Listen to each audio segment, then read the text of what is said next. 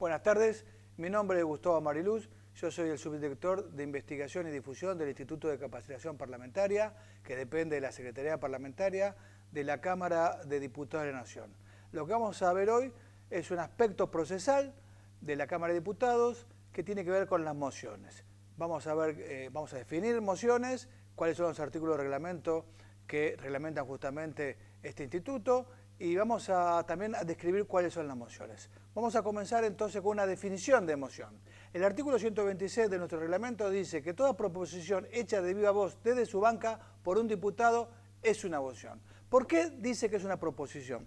Porque las mociones tienen carácter ordenativo, procesal ordenativo, es para ordenar el debate. Pero es un ordenamiento que no parte desde la presidencia, sino que parte desde cada legislador o legisladoras. ¿Y por qué se hace a viva voz? Porque no se puede presentar una moción por escrito, y se presenta desde la banca, no se puede plantear una moción, cualquiera sea, desde, por ejemplo, el pasillo, o desde el hemiciclo, o desde uno de los palcos. El hecho es que esa moción, como tiene un imperativo procesal, debe ser emitida a viva voz, porque se trata sin debate, se aprueba, ahora vamos a ver la forma de aprobación que tiene. Debe ser considerada al momento en que la moción se plantea. Esta es la definición que dice nuestro reglamento sobre qué es una moción. La voy a repetir para que quede más claro. Es una proposición que se hace de viva voz, en forma oral, desde la banca por cualquier legislador o legisladora. Y la presidencia la debe tratar antes que cualquier otro asunto, incluso en el debate parlamentario o en la reunión de comisión, en el tratamiento del asunto. Vamos a ver entonces, una vez definida lo que es mociones, el tipo de mociones. La moción que vamos a ver ahora es la moción de orden, que es la que tiene las mayores características, por decir así. ¿Qué es una moción de orden? Su tratamiento, o sea, lo que implica la moción de orden, como dice su palabra, es ordenar el debate, y ahora vamos a ver su tipología. Su tratamiento, dice el artículo 127, es previo a otro asunto. Es decir, que una vez que se plantea la moción, quien está ejerciendo la presidencia debe someterla a votación porque se trata, como dice el artículo 127, previo a otro asunto. El asunto, para aquellos que no conocen la jerga parlamentaria, es el expediente que se está tratando, es el tema que se está tratando. Veamos, ¿qué dice nuestro reglamento? Que se levante la sesión. Moción de orden, que se levante la sesión. Significa que la sesión considera el plenario, si la vota a favor, que ya esa sesión no tiene más nada por discutir, porque por algún tema o se ha agotado el debate o no condicen con el asunto, se plantea que se levante la sesión y esa sesión se levanta con todo su plan de labor. Quiere decir que lo que estaba planteado en el plan de labor queda caduco porque se ha levantado la sesión. Que se pase a cuarto intermedio es otra de las mociones de orden. ¿Qué significa? Esto es interesante porque se pasa a cuarto intermedio, ese cuarto intermedio es una decisión de tipo táctica en el debate parlamentario. ¿Qué significa? Significa que podemos tomarnos, el presidente del bloque o algún legislador o legisladora le plantea a la presidencia desde su banca, como dijimos a viva voz, señor presidente, planteo el pase a cuarto intermedio. El cuarto intermedio, puede ser de 15 minutos, media hora, 20 minutos o un día, 2 días. ¿Por qué se pasa a cuarto intermedio? Porque se considera que hay elementos en el debate que todavía no se han zanjado. Entonces los presidentes de bloque le piden a quien está ejerciendo la presidencia de la Cámara, y cuando digo que se está ejerciendo la presidencia, para no enfocar en el presidente del cuerpo, porque el presidente puede levantarse e ir a descansar o hacer algún tipo de trámite, con lo cual alguien va a ocupar esa presidencia. Entonces nuestro lenguaje parlamentario bien ordenado indica que quien está ejerciendo la presidencia es quien va a comandar, quien va a organizar el debate del plenario, de la sesión. Entonces se le pide cuarto intermedio y en esos 15-20 minutos pueden estar charlando con su propio bloque para ver cómo van a organizar el debate, hablar con el presidente para hacer algo con respecto al plan de labor o al tratamiento en particular o en general del expediente que se está tratando, o lograr algún tipo de consenso habida cuenta que han considerado que algo está dificultando el debate por sus causas normales. Entonces se pide cuarto intermedio. Una vez que pasa el cuarto intermedio, digamos los 15-20 minutos, los legisladores pueden permanecer, en general quien ejerce la presidencia le dice que permanezcan en las bancas, se retoma el debate en el punto que se dejó. Ese es el cuarto intermedio, reitero. puede ser 15 minutos, puede ser media hora, puede ser una hora, o se puede pasar a cuarto intermedio cuando la sesión ha llevado ya mucho tiempo, al día siguiente o cuando se fije fecha. Lo importante del pase cuarto intermedio es que la sesión no caducó, no se levantó. La sesión sigue estando, pero con este descanso, por llamarlo de una manera, que es el cuarto intermedio. No hay mucho más que para decir de esto. Que se declare libre el debate. Si bien que se levante la sesión y que se pase a cuarto intermedio, para aprobarlo se necesita la mayoría simple. La mayoría simple significa que debe haber más votos positivos que votos negativos. Aclaramos que cuando hay sesión es porque se ha logrado el quórum necesario que estipula nuestro reglamento. Tiene que haber ese tipo de votación. Que se declare libre el debate significa que ya no va a correr el orden de la palabra tal cual estaba establecido en el reglamento, sino que cualquier legislador o legisladora puede utilizar la palabra, siempre respetando el tiempo de los demás, pero para aprobar que se declare libre el debate, ya vemos que se necesitan los 2/3 de los votos. El reglamento entiende que esto es una particularidad para el buen orden del debate y ya requiere una mayoría calificada, que en este caso son los 2/3 de los votos de los que están presentes siempre. ¿Que se cierre el debate? Bueno, que se cierre el debate es porque consideran, también con mayoría simple, considera que ya no hay más nada para decir sobre el asunto que se está tratando. Es decir, el plenario considera que se ha dicho todo lo que se tenía que decir, los miembros informantes han expuesto sus ideas, los que disienten han expresado sus alternativas al respecto de lo que se está diciendo, y para no continuar, para que el debate sea ágil, se considera que se cierra el debate y alcanza con la mayoría simple para que se pueda aprobar esta moción. Que se pase a la orden del día. La orden del día es el plan de labor. El plan de labor lo consensúan los presidentes de los bloques en la reunión que tienen de la Comisión de Labor Parlamentaria. En la Comisión de Labor Parlamentaria, que es una comisión específica que tenemos en la Cámara de Diputados, se consensúa el tratamiento de los temas de la sesión que se va a realizar o a posteriori de la reunión o al día que sea necesario. Entonces, una vez que ya lo vamos a ver en la próxima filmina que vamos a pasar, que se dice, bueno, que se agote la discusión sobre los temas previos y pasemos al orden del día, porque el plenario con quórum debe aprobar el orden del día, debe aprobar ese plan de labor. Bueno, acá tenemos un tema también bastante recurrente en los debates doctrinarios del parlamentarismo, que son las cuestiones de privilegios. Vemos que para que se plantee la cuestión de privilegios, que es esa proposición que se hace directamente de la banca, se necesitan los 2/3 de los votos. ¿Qué significa una cuestión de privilegio?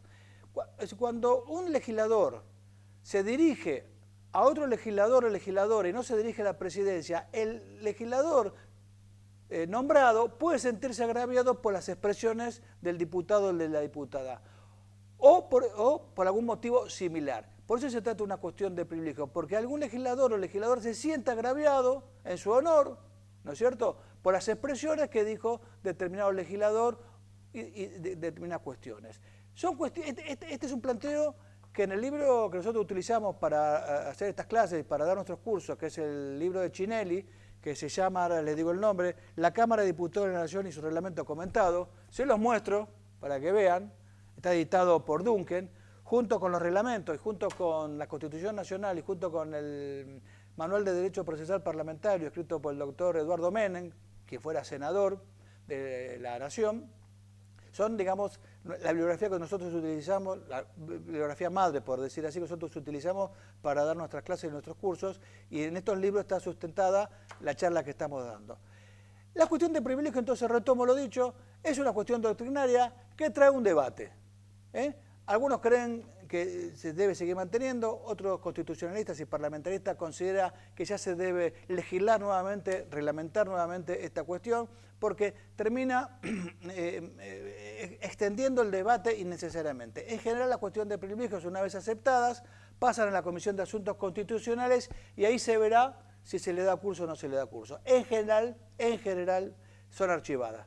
En base a esto es que la doctrina está planteando un debate sobre si seguir manteniendo o no manteniendo la cuestión de privilegio. Una cuestión que no vamos a tocar en esta charla porque no hace al tema de las mociones, pero a mí me parece que es interesante dejarlo planteado como un tema a investigar por nuestros alumnos y nuestras alumnas o por aquellos que se sientan interesados en la investigación de esta temática.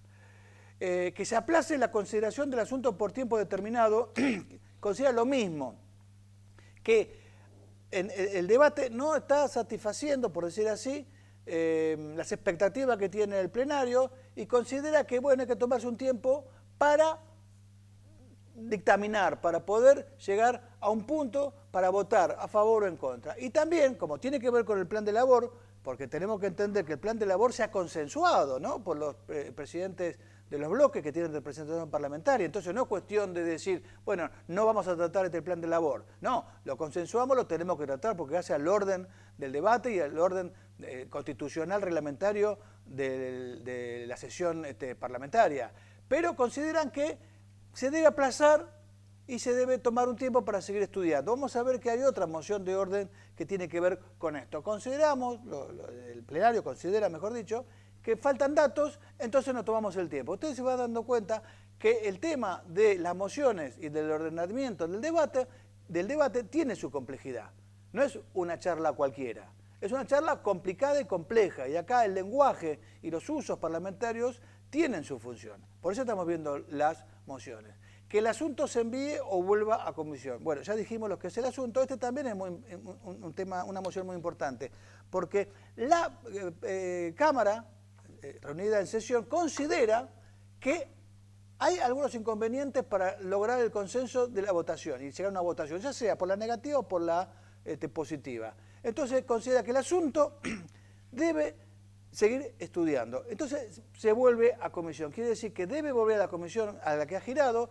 Recordemos que el tratamiento, si no es sobre tabla, ahora lo vamos a ver, tiene dictamen de comisión. El dictamen de comisión es el trabajo que ha realizado la comisión permanente o mixta, o el tipo de comisión que sea, y es la recomendación que hace esa comisión al Pleno. El Pleno no puede analizar la cantidad de expedientes que ingresan reglamentariamente. Entonces existen giros, esos giros ya los vamos a ver en algún momento, retomemos esto nada más. Se gira a la comisión que corresponde. Por ejemplo, si es un expediente que versa sobre un tema de minería, va a ir a la comisión de minería y no va a ir a la comisión de personas mayores, excepto involucre una temática con las personas mayores. Entonces esa comisión estudia lo que dice ese expediente y en base al dictamen le dice, nosotros al analizar este expediente decimos tal cosa que va a ser explicada por el miembro informante. La aprobamos sin modificaciones o la aprobamos con modificaciones y bueno, ahí se plantean los dictámenes de mayoría, los dictámenes de minoría y la disidencia. Si no hay aprobación, directamente ese expediente no se va a tratar en el recinto, salvo excepciones que se pueda, vaya a un convenio o haya una cuestión que sea una excepcionalidad. Que el asunto se envíe a la comisión significa, en el lenguaje vulgar, que se vuelve a foja cero. Pero en realidad no se vuelve a foja cero. ¿Por qué no se vuelve a foja cero? Porque algo ha sucedido y no se puede determinar que no ha sucedido nada. La comisión ha intervenido, ha emitido un dictamen de mayoría, dictamen de minorías y sus disidencias, y se ha labrado un acta y ha habido un parte de reunión que se ha archivado. Entonces, algo ha sucedido, pero la Cámara ha considerado que lo que ha sucedido y que el dictamen de comisión no llega a satisfacer las exigencias de comprensión o las exigencias que tengan los legisladores para aprobarlo o desaprobarla. Entonces, con buen criterio dice, volvamos a comisión y sigamos estudiando. Este es el motivo. Por eso, cuando se dice foja cero, está bien dicho desde el sentido común, pero desde lo estricto del lenguaje parlamentario sería un desaguisado, digamos, no sería correcto reglamentariamente. Que la Cámara se constituya en comisión. Esto también es muy interesante. La Cámara considera que el dictamen que se ha emitido tampoco satisface y dice, nosotros ahora vamos a hacer la comisión. ¿Por qué pasa esto? Porque puede darse que se haga un tratamiento sobre tabla, que ahora vamos a ver de qué es. El tratamiento sobre tabla es aquel tratamiento de un expediente que no tiene el dictamen de comisión y se necesita unos votos, una mayoría especial, que lo vamos a ver en la próxima Silvina. Que la Cámara se constituya comisión quiere decir lo siguiente, las comisiones tienen autoridad delegada. En las sesiones, en las reuniones que se realizan cuando se organiza la Cámara y se eligen las autoridades y demás, y se fijan las fechas donde se va a sesionar y los horarios, que en general lo que se llama las preparatorias de marzo, la Cámara delega en la presidencia de la Cámara la facultad para girar los expedientes. es decir, nosotros acepta que no están en condiciones de analizar todos los expedientes, que a veces son 3.000, 4.000 expedientes por año, o más, 8.000. Entonces dice, bueno, delegamos en las comisiones, que son las comisiones permanentes, las comisiones mixtas, bueno, las comisiones que conforman la dirección comisiones de la Cámara de Diputados de la Nación, el análisis, el estudio de estos expedientes para que emitan su dictamen, que es una forma de asesoramientos. Es decir, reitero, el dictamen dice, la Comisión de Minería ha estudiado el expediente tal del diputado tal y por las razones que dará el miembro informante, considera que aprobarlo con disidencia, aprobarlo con las modificaciones y demás. Entonces, la Cámara se constituye en comisión, necesita los 2/3 de los votos y la Cámara es la comisión. Este es digamos, el origen y el porqué de la Cámara se constituye en comisión. Luego está que para la consideración de un asunto de urgencia o especial, que lo considera la Cámara, sea parte de las prescripciones del reglamento. Esto es interesantísimo y esto te trae debate también doctrinario, porque ¿cómo un reglamento puede decir que nos vamos a separar de sus prescripciones?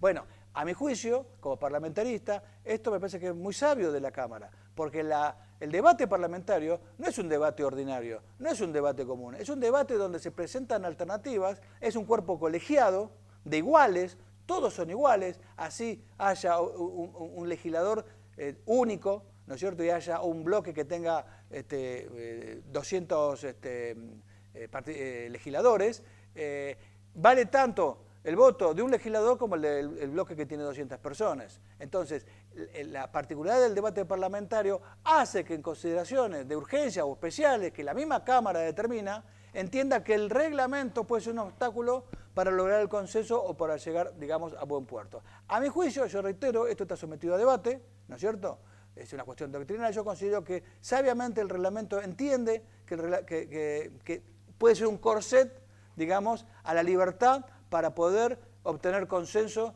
en las discusiones. Y reitero, ¿no?, es tan sabio que ya está planteando la mayor, por decirlo así, mayoría calificada, la mayor calificación de esa mayoría, porque está pidiendo los 3/4 de los votos. Ya no es la mayoría simple, ni una mayoría especial de los 2/3, sino que son 3/4 partes de los votos. O sea, no es fácil que la Cámara acepte apartarse del reglamento. La casuística de esta moción la van a encontrar en el libro de Chinelli citado, que por razones de tiempo no lo vamos a decir. Esta es una charla que realmente está planteada como un brevario, ¿no?, para brevemente comentar algunas cuestiones reglamentarias que hacen al trabajo parlamentario de la Cámara de Diputados de la Nación. Ahora veamos otro tipo de mociones, que es la moción de preferencia. Dice el artículo 130 de nuestro reglamento que el objeto es anticipar el momento del tratamiento del asunto, tenga o no despacho de comisión. ¿Qué significa? Que se plantea, el legislador plantea que tratemos el expediente tal antes, ¿no?, de que haya una preferencia. Preferimos tratar este tema y ahora vamos a ver cómo se clasifica esto. No importa si tiene o no tiene despacho de comisión. También la preferencia va a estar sustentada, ¿no?, en la particularidad de ese expediente, en la urgencia o en la importancia que tiene su tratamiento. Supongamos que ha habido una inundación o ha habido una explosión de un volcán o hay una invasión territorial por fuerzas enemigas o cualquier asunto que amerite este tratamiento. Bueno, el reglamento tiene que contemplar estas situaciones de emergencia y necesidad, son totalmente diferentes o similares a la que dice la Constitución Nacional cuando autoriza al Poder Ejecutivo a emitir decretos. Acá el Congreso también tiene esta particularidad. Bueno, la moción de preferencia es sin fecha fija, dice el artículo 131, se trata en la sesión siguiente como primero en el orden del día. Quiere decir que nosotros pedimos que tratemos el asunto de preferente en la próxima sesión, pero como primero en el orden del día. Quiere decir que puede haber un plan de labor, pero antes de tocarse el plan de labor, vamos a tratar la preferencia sin fecha fija. Es decir, que si la Cámara, supongamos, plantea esta moción el 24 de octubre, bueno, la próxima sesión, que puede ser el próximo miércoles o dentro de 14 días, se debe tratar porque es sin fecha fija. Pero existe también la moción de preferencia con fecha fija, que es el artículo 132 del reglamento de la Cámara de Diputados. Se tratará en la fecha fijada como el primero en el orden del día. Dicen quien presentó la moción dice, bueno, yo propongo, mociono que tratemos este tema el día tal en el horario tal. Y la presidencia está obligada a incorporar ese tema y se debe tratar como primero en la orden del día. Estas son las mociones de preferencia. Con dictamen de comisión se necesita la mayoría absoluta de los votos emitidos, que reitero, la mayoría absoluta se define cuando los votos positivos son mayores que los votos negativos. ¿Por qué se dice de esta manera? Porque la mitad más uno en algunas ocasiones no alcanza, porque puede haber un número impar y no puede haber 11,5 personas. O hay 11 votos o 12. Es así, es una cuestión técnica. Por eso la forma correcta de expresarla es la mayoría absoluta de los votos emitidos, o mayoría simple, es cuando los votos positivos son mayores que los votos negativos, que tiene que ver cómo se conforma el quórum de cada una de las cámaras. En este caso, la Cámara de Diputados, la Cámara de Senadores o las legislaturas provinciales. No se puede decir un número porque yo desconozco la conformación de todas las cámaras provinciales. Entonces, ese es el dictamen de comisión. Sin dictamen de comisión se necesitan las 2/3 partes de los votos emitidos. Como ven, reitero acá, el reglamento entiende muy bien que una cosa es sancionar o aprobar un proyecto cuando tiene dictamen de comisión, porque hay un tratamiento parlamentario, o cuando no hay el tratamiento parlamentario y no hay dictamen. Entonces se necesita, en este último caso, se necesita los 2/3 de los votos. Veamos, porque tiene relación con lo dicho precedentemente, qué es una moción sobre tabla. Es la proposición para considerar un asunto tenga o no despacho de comisión. Es decir, se plantea este asunto, ¿no? Ahora vamos a ver cómo se aprueba, ahora vamos a ver cómo se plantea este asunto, que se plantea en un momento específico del orden de la sesión. Se aprueba obviamente con los 2/3 de los votos emitidos y debe tratarse en la misma sesión en que se ha pedido. Es decir, el tratamiento sobre tabla no es un tratamiento de preferencia, no se trata en una sesión posterior, se trata en la misma sesión que se ha planteado. ¿Pero cuándo se plantea? Bueno, acá tenemos, se solicita en la segunda media hora que indique el artículo 168 del reglamento de la Cámara de Diputados. Yo invito a quien está escuchando esto, ver en la página de la Cámara de Diputados de la Nación el reglamento y fijarse qué es lo que dice el 168. Tiene que ver con la organización del debate.